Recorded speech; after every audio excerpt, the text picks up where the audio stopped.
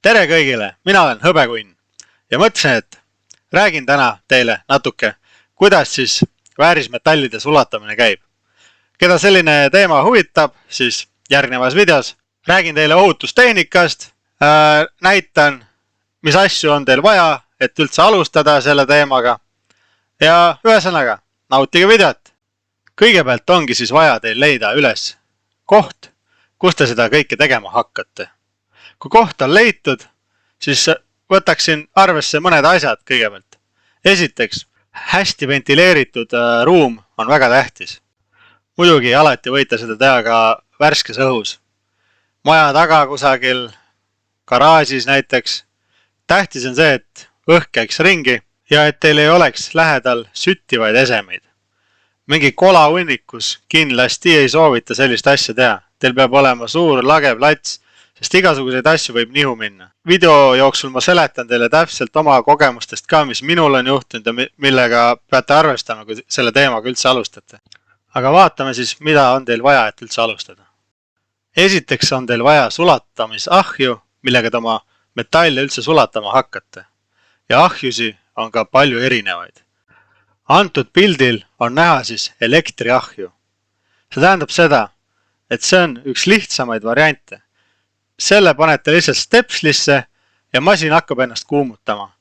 Teie tööks jääb ainult masinale panna teatud kraad, mida te soovite, ja masin kuumutab ennast selle kraadini ja siis hakkab seda kraadi hoidma. Aga vaatame nüüd, milliseid variante meil veel on, kui selline elektriline ahi meile ei sobi. Järgnevalt toon välja siis ahju, mis töötab gaasi pealt. Üldiselt töötavad nad butaangaasi pealt. Üldiselt on siis antud ahi mõeldud ikkagi suurema koguse metallide sulatamiseks. Kui eelneval ahjul saite valida kraadi, mida ahi jäi hoidma, siis antud ahju puhul peate gaasi survet ise reguleerima ja nii ongi. Et sulatab ta teil selle üles, aga temperatuurid võivad oluliselt kõrgemaks ka minna. Ja on ka kolmas variant, kuidas oma metalle sulatada. Ja seda võimalust siis kasutavad kõige rohkem juveliirid. Antud meetodi kasutamiseks on teil vaja 2 ballooni. Ühes balloonis on gaas ja teises hapnik. Ilmselt teate isegi, et sellega saate isegi metalli lõigata. Aga sulatamiseks sobib ka see väga hästi. Lisaks on ka hästi väikese koguse hõbeda sulatamiseks siis olemas selline asi nagu torch. Nagu pildilt näha, siis antud torch kuumutab oma leegi otsa peal kuni 1300 kraadi ja sobib see hästi siis näiteks hõbeda või kulla sulatamiseks väikestes kogustes.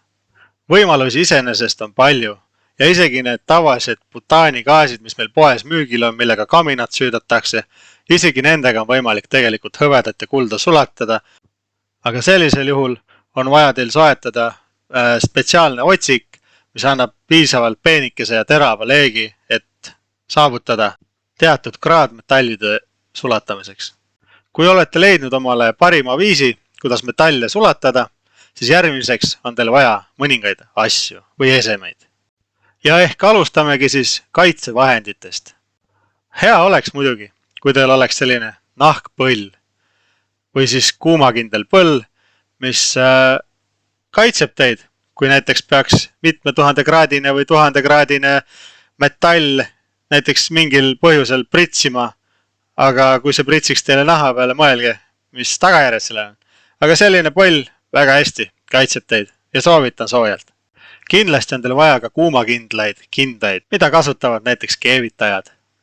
Kindlasti ärge isegi hakake proovima paljaste kätega, kuna isiklikult olen seda proovinud ja kõigest 10-sekundilise umbes sellise valamisega juba tundsin, kuidas käed hakkasid kõrbema ja sain korraliku nahapõletuse, mis oli mul paar päeva vähemalt. Kindlasti kasutage alati kaitseprille.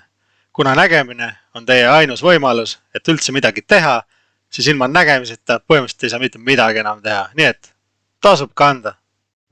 Olenevalt siis kohast, mille te valisite, võiksite panna natuke eemale, kus võib olla tuleohtu sellise ägeda tulekindla, siis nagu öeldakse, ma ei tea, vaiba või sellise sellise lapikese või mis iganes, et antud materjal siis nagu näha siis 900 kraadi kuumust talub ja kui isegi mingi väike pritse või midagi peaks minema, et noh, siis üldiselt ei tohiks midagi juhtuda. Et muidugi ma ei soovita seda panna teil otse ahju alla või siis kus te valama hakkate, et teatud olukorras teie kraadid võivad ju ikkagi 10 korda kõrgemad olla, et noh, see metall võib sealt ikkagi läbi minna nagu kuum nuga võist. Kindlasti tulekustuti peab olema teil lähedal. Võib olla ka igasuguseid tuletekke või noh, selliseid vahendeid ka, aga igaks juhuks tulekustuti alati, te ei tea kunagi, mis võib juhtuda. Ja muidugi veeämber võiks olla teil läheduses, sest seda on nagunii vaja. Eks ma varsti räägin ka, miks. Aga jah, veeämber ja tulekustuti, alati hoidke lähedal. Järgmiseks on olemas sellised tulekindlad, kuumakindlad plaadid, sellised nagu mesilaskärje kujulised sellised. Ühesõnaga, kui nendele kuuma anda, siis ei juhtu mitte midagi. Ja nende kuumakindlate plaatide peale soovitaksin siis panna teie vormid, kuhu sisse te hakkate kallama oma metalle. Muidugi ahju või vormi all võite kasutada ka kuumakindlaid telliskive või selliseid kive, mis hoiavad kuuma. Need on siis Hiina tellised, kutsutakse Hiina tulekindlad tellised. Et neid võite vabalt siis selle ahju all või vormi all kasutada. Kangide valamiseks üldiselt kasutatakse siis graanulit. Ja graanul võiks olla siis 99,9% teatud metallist, mida te valate siis. Ehk siis hetkel on pildil hõbegraanul, siis see võiks prooviga olla 99,9%. Muidugi pole keelatud üles sulatada ka sõrmuseid või vanasi hõbelusikaid või mida iganes. Aga sellisel juhul oma tarbeks jätate, siis pole hullu. Aga kui plaanite seda müüa, siis seal peavad olema kindlasti peale õiged proovid ja nii edasi. Välismaal näiteks pandimajad kasutavad sellist võimalust, et paljud hõbe või kuldehted sulatavad ise üles ja siis saadavad refineerijatele need. Ja siis refineerija maksab neile siis grammi hinna pealt või kilo pealt või kuidas iganes. Järgmiseks, kui olete aru saanud, mida te soovite valada, mis materjali, siis järgmiseks on teil vaja vorme. Ja vorme on palju erinevaid. Üks näide siis näiteks on siin gaasiahjust ja kuidas valatakse väikestesse vormidesse. Ja kohe lisan ka pildi näiteks vormidest, mida võite kasutada elektriahju puhul, kuna seal on kindlasti kogused väiksemad. Vormide puhul tuleb siis alati meelde jätta, et need tuleb üles soojendada. Võite selleks kasutada neid samasid tortse või mingi leegiheite või miks mitte ka võite lihtsalt selle oma näiteks elektriahju peale selle vormi panna sooja. Ja kui valamiseks läheb, siis tuleb ilus, kena, ühtlane kang. Aga kui te juhul ei peaks seda vormi soojendama enne, siis hõbe või teatud metall võib teil laiali pritsida või siis kui isegi läheb ilusti see valamine, et tuleb kangi kuju, siis näiteks kui ümber keerate, võivad olla teil seal sees igasugused augud ja et ühesõnaga see kang ei ole ühtlane ilus. Kui olete oma kangikese ära valanud, siis järgmiseks peate vaatama, et kang oleks juba tahkes vormis, mitte enam vedel. Siis saate kangi omal sinna telliskivi peale ümber keerata ja pista kuhugi ämbrisse või roostevabast terasest anumasse, et maha jahutada.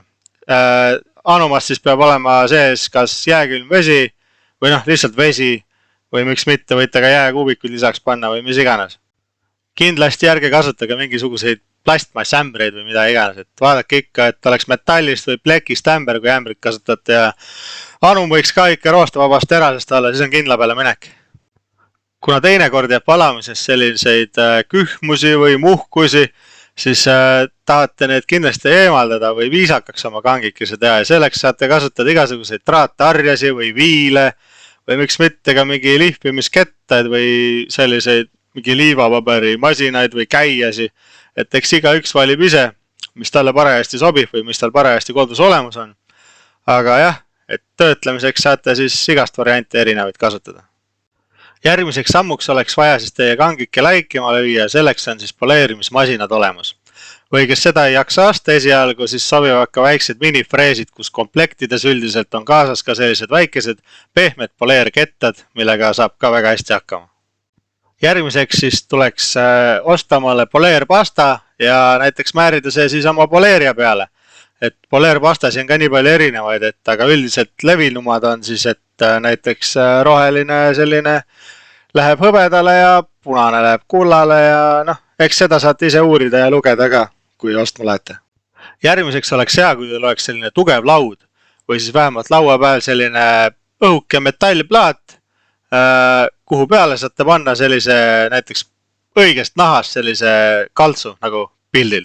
Või kes tahab odavalt läbi saada, võib-olla mõni vana rahakott nahast, lõikate sellise tükid välja, et sinna peale on hea kangi panna, et ei kriimusta kangi teist poolt ära ja lisaks on üldse seal naha peal väga hea töötaja. Et oma esemele siis panna numbreid või tähti peale, siis teil on vaja selliseid märke, torne või templeid või ma nüüd ei teagi täpselt, kuidas eesti keeles võiks neid kutsuda, aga pildil on täitsa olemas.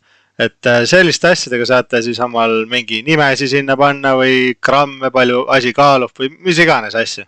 Ja kõige lihtsam neid numbreid või tähti teie kangikesele lüüa on ühe konkreetse löögiga siis. Et ei pea 10 korda tampima, et vaatate, kui on teie tempel siis ilusti sirgelt õigel kohal, siis lööte ühe konkreetse löögi ja peaks kõik ilus olema. Ja olemegi jõudnud video lõppu. Palju õnne kõigile, teie esimene kang või kangid peaksid nüüd valmis olema. Kui video oli sinu jaoks informatiivne, siis ole hea, pane sellele videole like. Kui soovid ka tulevikus väärismetallidest videosi näha või miks mitte ka valamisest, siis hakka jälgima minu kanalit ja pane subscribe. Siin oli Hõbekunn ja näeme järgmises videos. Tšau!